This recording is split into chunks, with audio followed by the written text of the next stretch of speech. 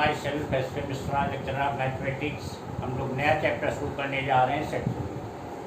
Set theory एक बहुत ही ज़्यादा यूजफुल है, जो नॉर्मल लाइफ में बहुत ज़्यादा इसका यूज होता है, यूज हम लोग करते हैं। अगर क्लास में किसी स्टूडेंट से कहा जाए कि 2-4 लड़कों के उनके नाम, father's name, mother's name, address याद कर लीजिए, एक बार सिंपल वे है। अब यही बात अगर पूरे क्लास के लिए अप्लाई कर दी जाए तो वो एक डिफ़िकल्ट टास्क हो जाएगा। फिर 1 क्लास, 2 क्लास, 4 क्लास, इस तरीके से वो एक बहुत ही मुश्किल वर्क हो जाता है। तो हम क्या करते हैं, उसकी जगह एक फ़ाइल मेंटेन कर लिया, जितने भी, चाहे 1 क्लास हो, 2 क्लास, 10 क्लास, पूरा स्कूल, 2-4 स्कूल, जो भी है, फाइल के ऊपर नेम लिख दिया। वहाँ पे सारे स्टूडेंट्स का name, father name, mother name, address, phone number, सारी चीज़ें हमने मेंटेन कर दी। अब हमें जब जिस चीज़ की ज़रूरत होगी उस चीज़ को हम वहाँ पे जा कर के चेक कर लेंगे, उससे बता देंगे, तो हमें दिमाग पे रखने की ज़रूरत नहीं है। तो इसी चीज़ का जो कलेक्शन होता है, इसका जो डाटा बनाया जाता है, उसी की स्टडी यहाँ पे हम करेंगे सेट थ्योरी में। सेट थ्योरी में यही सारी चीज़ें हम देखेंगे, इसी चीज़ का डाटा मेंटेन करना।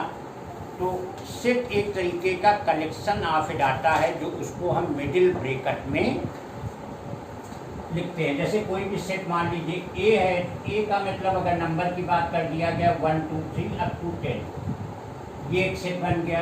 या कोई सेट बी है, मान लीजिए डे ऑफ द वीक, तो सीधे संडे हो गया, मंडे हो गया, ट्यूसडे हो गया, इस तरीके से लास्ट हमारा सैटरडे हो गया।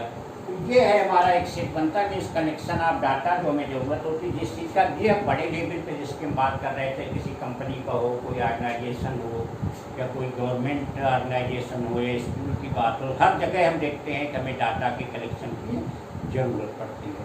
तो ये चीज़ हो गया। अब इसके रिप्रेजेंट करने की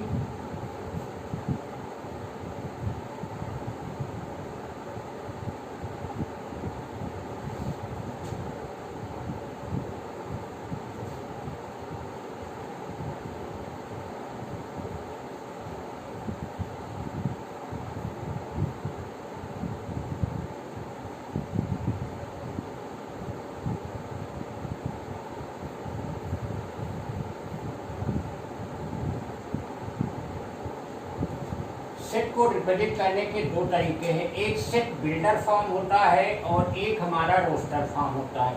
सेट बिल्डर फॉर्म क्या होता है, जहाँ जिन चीज़ों को है उनको हम इंडिकेट करते हैं, पूरी बात हम नहीं लिखते हैं।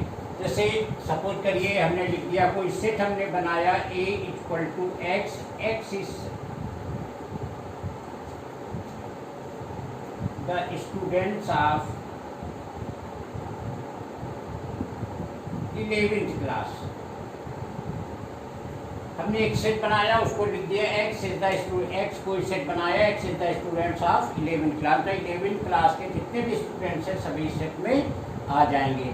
तो ये हमारा हो गया set builder form. Set builder form में पूरी चीज़ें मेंशन नहीं करते हैं, जो भी चीज़ें हैं उनको सीधे इंडिकेट करते हैं। ये चीज़ें हैं वो इंडिकेशन हो जाना चाहिए। जैसे सपोज करिए दूसरा एग्जाम्पल लेते, A = X such that X is the set of natural number।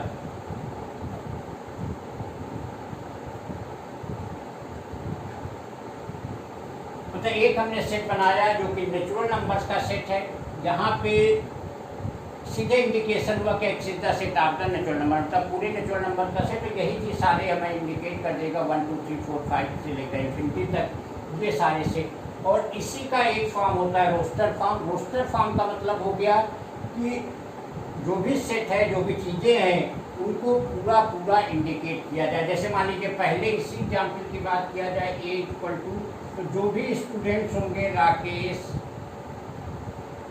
Mohan, Mahesh, अब ये जितने भी स्टूडेंट 40-50 होंगे वो सारी चीज़ों को रिप्रेजेंट करेंगे। तो ये इसका भी मतलब वही है, इसका भी मतलब है, दोनों का मतलब एक ही है। और अगर इसी की बात किया जाए तो A = सीधे क्या हो जाएगा, X such that X = 1, 2, 3 up to infinity। तो तो अब अगर दोनों को देखा जाए, जो इसका मतलब है वही इसका मतलब है, जो इसका मतलब वही इसका मतलब है। यहाँ पे क्या हुआ, चीज़ों को इंडिकेट किया गया है, और यहाँ पे क्या हुआ है, केवल मतलब पूरी बातें मेंशन की गई हैं। एक चीज़ और यहाँ जानना जरूरी है, जब भी सेट हम मेंशन करेंगे, that must be mathematically truth और फॉल्स। सेट में जो चीज़ें होंगी वो मैथमेटिकली ट्रूथ होना चाहिए या फिर फॉल्स होना चाहिए, कंट्रोवर्सी नहीं होनी चाहिए। कंट्रोवर्सी का मतलब क्या हो गया, best, worst, most talented, most topper, most genius, most beautiful, ऐसे वर्ड की जब बात आएगी तो हमारा सेट में नहीं काउंट होगा। वो मैथमेटिकली है तो पूरी तरीके से ट्रूथ हो, या मैथमेटिकली पूरी तरीके से फॉल्स हो, वही सेट में काउंट होगा, अदरवाइज सेट में काउंट नहीं होगा। तो सेट की बात कर रहे थे कि जो वेल डिफाइंड डाटा हो, जो मैथमेटिकली पूरी तरीके से ट्रूथ हो या फिर मैथमेटिकली फॉल्स हो, वही हमारा सेट में आएगा, अदरवाइज सेट में कंसीडर नहीं होगा। फॉर एग्जांपल जैसे कहा जाए Lucknow is the capital of UP, set है क्योंकि पूरी तरीके से फैक्ट है। Lucknow is not A capital of UP, पूरी गलत है, पूरी तरीके से गलत है, ये भी सेट है। लेकिन अगर कहा जाए कलेक्शन ऑफ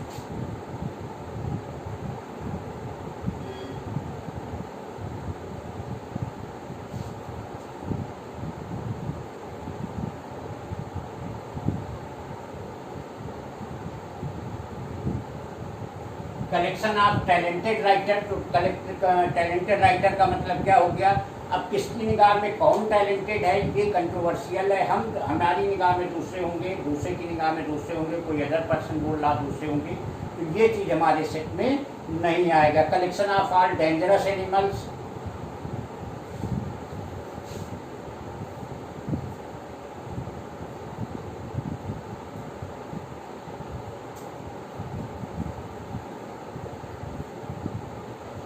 अब डेंजरस एनिमल भी वैसे ही है। डेंजरस का मतलब कौन एनिमल कितना डेंजरस है, किस तरीके से मेजर किया जाएगा।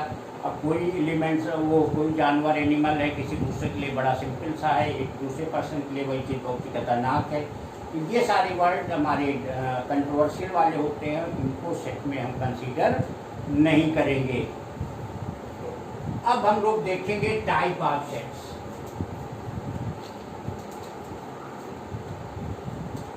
टाइप ऑफ सेट्स में पहला आता है एम्प्टी सेट। एम्प्टी सेट सीधी सी बात है, हैज नो एलिमेंट,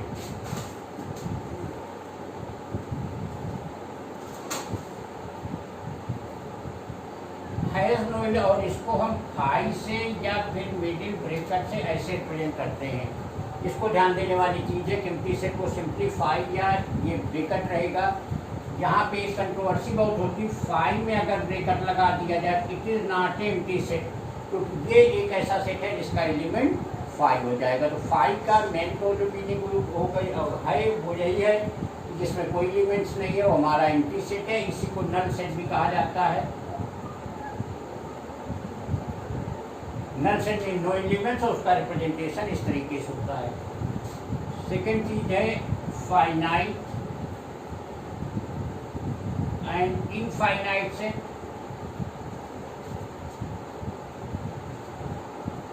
फाइनाइट का मतलब जिसमें नंबर ऑफ एलिमेंट्स फाइनाइट हो, फाइनाइट सेट। इनफाइनाइट का मतलब क्या होगा, जिसमें नंबर ऑफ सेट्स इनफाइनाइट हो, हमारा इनफाइनाइट सेट हो जाएगा। फाइनाइट और इनफाइनाइट में डिफरेंस है, या फिर एक अलर्ट रहने की चीज़ है।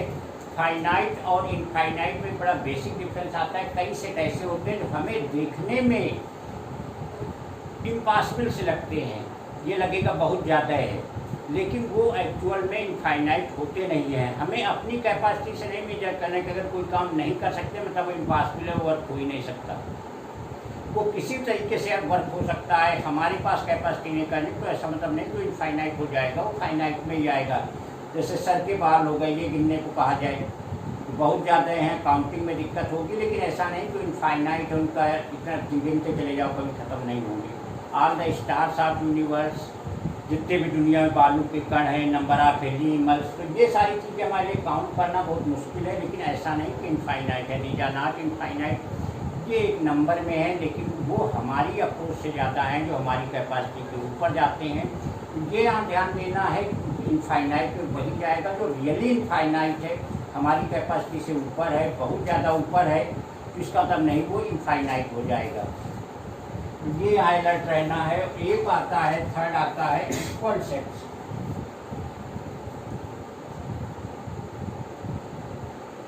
इक्वल सेट्स में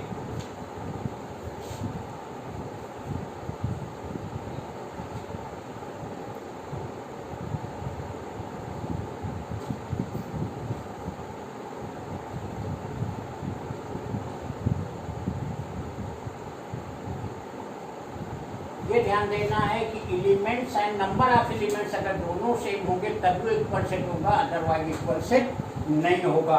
फॉर एग्जाम्पल, कोई सेट हमारा है, मान लीजिए एलिमेंट्स 1 2 3 है, कोई बी है हमारा, यहाँ 3 1 2 है, तो इन दोनों में सेट में सीक्वेंस मायने नहीं रखता है। यहाँ 1 है 2 है 3 है, यहाँ भी 1 है 2 है 3 है, तो ये हमारे इक्वल सेट में होंगे। लेकिन अगर ऐसे है कि ए है हमारा, ए बी सी, और अगर बी है हमारा 1 2 3, तो ये सेट हमारे इक्वल सेट नहीं होंगे, क्योंकि नंबर ऑफ एलिमेंट तो सेम है, लेकिन यहाँ एलिमेंट्स ए बी और सी हैं, यहाँ एलिमेंट्स 1 2 और 3 हैं। तो ये चीज़ हमें ध्यान देना होगा कि इक्वल सेट के लिए number of elements and elements वो होंगे, इक्वल सेट माने जाएंगे, अदरवाइज इक्वल सेट नहीं होंगे।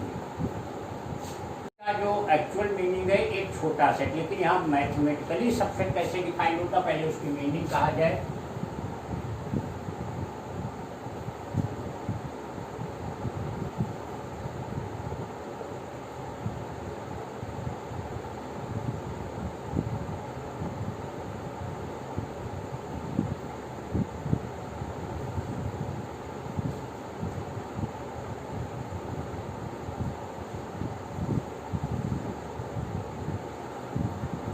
सबसेट का मतलब ये होता है कि अगर दो सेट ए बी की बात किया जाए और सबसेट को बाई सिंबल इस तरीके से रिप्रेजेंट किया जाता है, ऐसे करके ये सबसेट का सिंबल है। A is the subset of B implies करता है कि A is the element of A and A is the element of B. अगर ए बी का सबसेट है, इसका मतलब ये हुआ कि ए अगर ए का एलिमेंट है कैपिटल ए का, तो ए बी का भी एलिमेंट होगा। एग्जाम्पल अगर देखा जाए, मान लीजिए ए हमारा 1 2 3,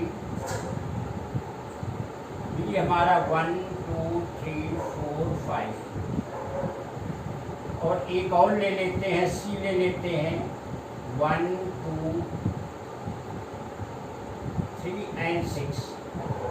अब देखिए, अगर ए को देखा जाए 1 2 3, ये सारे एलिमेंट बी में है, 1 2 3 4 या 1 2 3 4 इसमें प्रेजेंट है।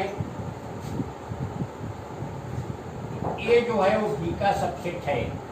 अब यहाँ पे अगर बी सी में देखा जाए तो 1 2 3 यहाँ पे तो है, लेकिन 4 5 नहीं है, तो B is not a subset of C. अगर उल्टा देखा जाए, सी को बी में देखा जाए तो 1 2 3 यहाँ मिल रहा है, लेकिन 6 नहीं है, तो C is not a subset of B. इस तरीके से रिलेशन बनता है कि सबसेट के लिए ए बी का अगर सबसेट है तो ए के सारे एलिमेंट्स, इसका मतलब यही हुआ कि अगर ए बी का सबसेट है, मतलब ए के सारे एलिमेंट्स बी में प्रेजेंट होंगे, तभी वो ए का सबसेट बनेगा। ए किसी में प्रॉपर सबसेट होता है, तो प्रॉपर सबसेट का मतलब क्या हो गया कि A is the proper subset of A. A अपने आप का ही प्रॉपर सबसेट होता है, तो 1 2 3 पूरे ए में 1 2 3 में प्रेजेंट है, इसलिए A is the proper subset of A.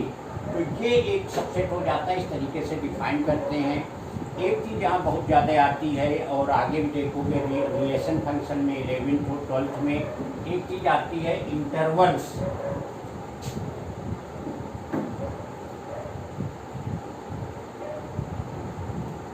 Intervals क्या होते हैं कि मान लीजिए 4 तरीके से होते हैं। एक्स की वैल्यू 5 से छोटी, 1 से बड़ी। एक हो गया एक्स की वैल्यू 5 से छोटी या बराबर 1 के बराबर। एक हो गई x की वैल्यू 5 से छोटी है बड़ी 1 से बड़ी, और एक हो गई x की वैल्यू 5। इसको इंटरवल में हम लिखेंगे x बिलोंग्स टू 1 to 5 इन स्मॉल ब्रैकेट। इसको लिखेंगे x belongs to 1 to 5 big bracket. इस तरीके से यहाँ पे दोनों छोटे हैं तो एग्जाम्पल 1 to 5 स्मॉल ब्रेकर, यहाँ पे दोनों बड़े ब्रेकर। इसका मतलब क्या हुआ, x की वैल्यू 5 या 5 से छोटी। यहाँ इसका मतलब क्या हुआ, सिर्फ x से छोटी, मतलब 5 से छोटी। 5 वैल्यू नहीं हो सकती है, 5 से छोटी ही होगी, 1 से बड़ी होगी। यहाँ पे 5 भी होगी और 1 भी शामिल होगा तो बड़ा ब्रेकर। और यहाँ पे 5 के तो बराबर है लेकिन 1 से बड़ी 1 वैल्यू यहाँ नहीं हो सकती है। यहाँ पे 1 होगी लेकिन 5 वैल्यू नहीं होगी। तो दीज आर इंटरवल। इसको ओपन इंटरवल बोलते हैं।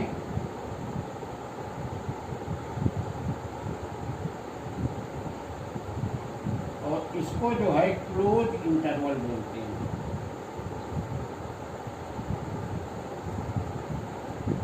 तो ये हमारा हो गया ओपन इंटरवल, ये हमारा हो गया क्लोज इंटरवल। क्लोज मतलब बिग ब्रेकर पे, ओपन मतलब स्मॉल ब्रेकर पे। ये हमारे इंटरवल हो गए। इनका बहुत ज़्यादा है, आगे अभी रिलेशन फंक्शन में यूज आएगा, 11th में है, 12th में बहुत ज़्यादा यूज रहता है। और ये बात हो गई हमारी सबसे।